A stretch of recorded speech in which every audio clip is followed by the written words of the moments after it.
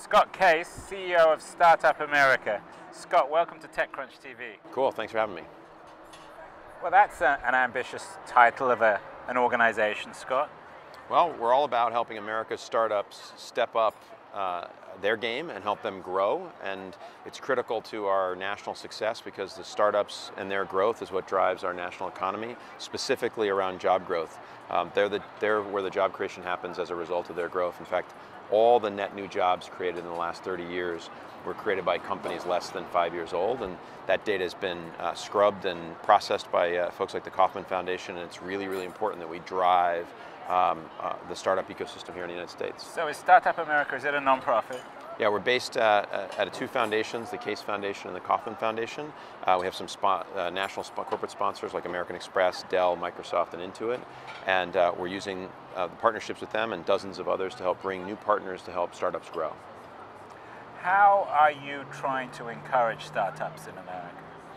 Well, startups are happening all over the country. We've got pockets of really, really strong ecosystems, like here in the Bay Area and in Silicon Valley.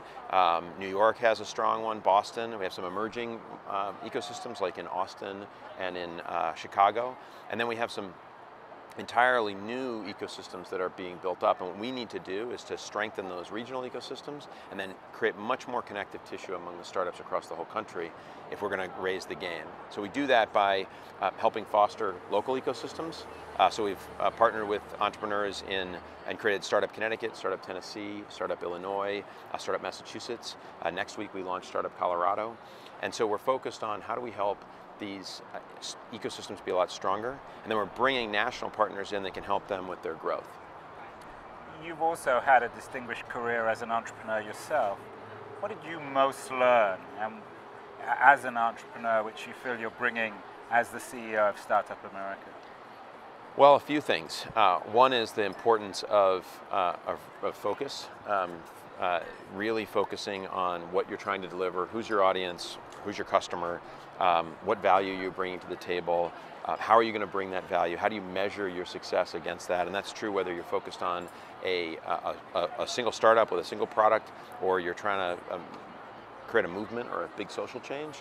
A lot of what we need to do at Startup America is about engaging a wide swath of America to understand the phenomenon of what startups are. And we understand it here in the Valley, we understand it in these other ecosystems, but we need to drive a much, much better understanding of the importance of startups and how everyone can play a role, whether those are universities, whether those are local and state governments, whether those are large corporations. How do we create that value? So for me as an entrepreneur, it's about focusing in and trying to deliver really specific value, and what we're trying to do is at scale. So we're trying to do it nationally, and then we're using the regions to support them. Scott, we're at Innovation Uncensored, the Fast Company event, and you gave a very well-received keynote address in which you spoke about your 3 rules for startup entrepreneurs. And we have a large audience of startup entrepreneurs on TechCrunch TV. What are those 3 rules? So, number 3, going in reverse order, is the importance of embracing change.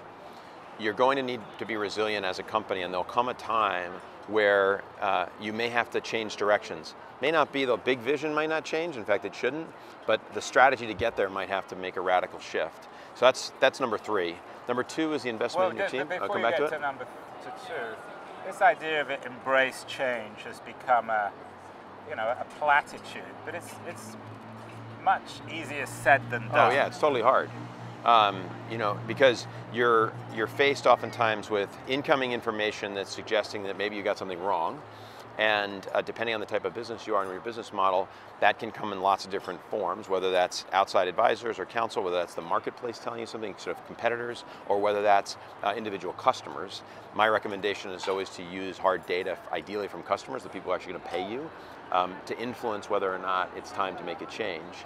The other piece about it that's hard is that you're, by definition, if you're working on something big enough and new enough, you're going against the grain.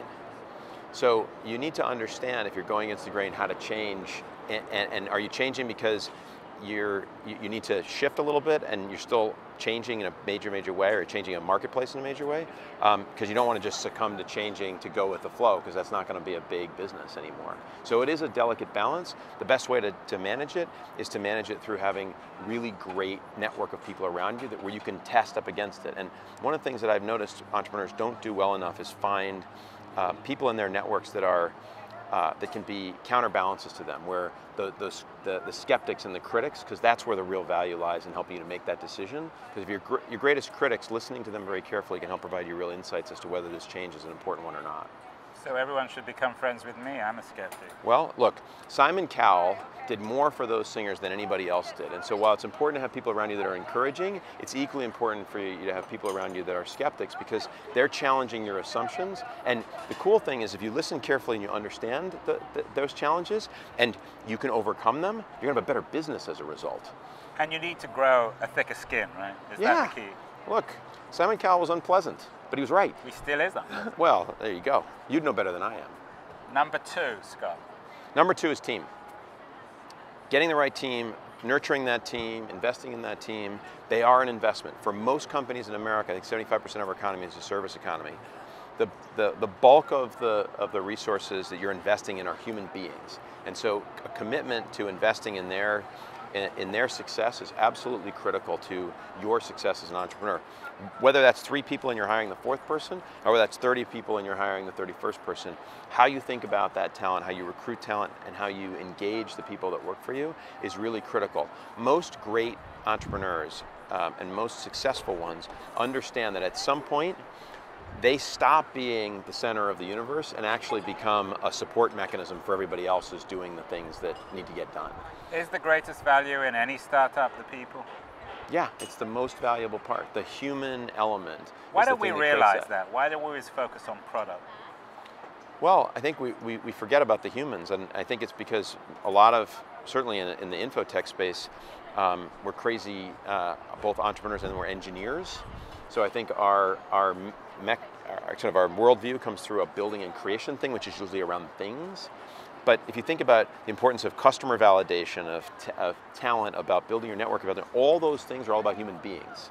They have nothing to do with the physical thing. It's how the human beings interact with it. And I know Steve Jobs has been thrown around a little bit too much probably, but if you understand, he understood deeply the relationship between the thing and the person, and the human being.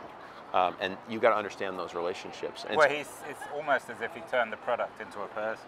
Yeah. He turned himself into a product. Yeah. And number 1, is this the most important thing, or are they all about the same? Well, they're all important, but I think number 1 is an understanding that you as an individual, as a founder, and your company is part of something bigger than your business, and you're going to get much more out of.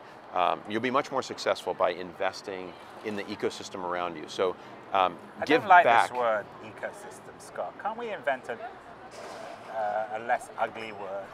You just don't like the syllables, or what's your problem with the word? I don't like the word. Okay. Is there a simpler word than ecosystem?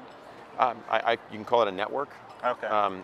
It's well, everyone knows what we're talking about. Yeah, anyway. but let's use network. Look, what brings it together is you got to invest in the network, and so by investing in your own network, yeah, the people, the human beings that are here, and they're inside other institutions. So they're inside universities, they're inside corporations, they're inside local government, they're inside national government. But it's about creating relationships, and I guess my number 1 is you have an obligation as an entrepreneur and a founder to invest and give back into that network, to use the word that you probably prefer. How do we make that investment? Because we're all going to benefit. Society benefits when that happens, but you individually benefit more by helping others. And in fact, I don't know of any successful entrepreneur that doesn't spend significant time investing back into the community around them and the network around them as part of who they are. Well, there you have it, entrepreneurs. 3 top tips from Mr. Startup America himself, Scott Case. Thank you so much for appearing on TechCrunch TV. You bet. Thanks for doing it.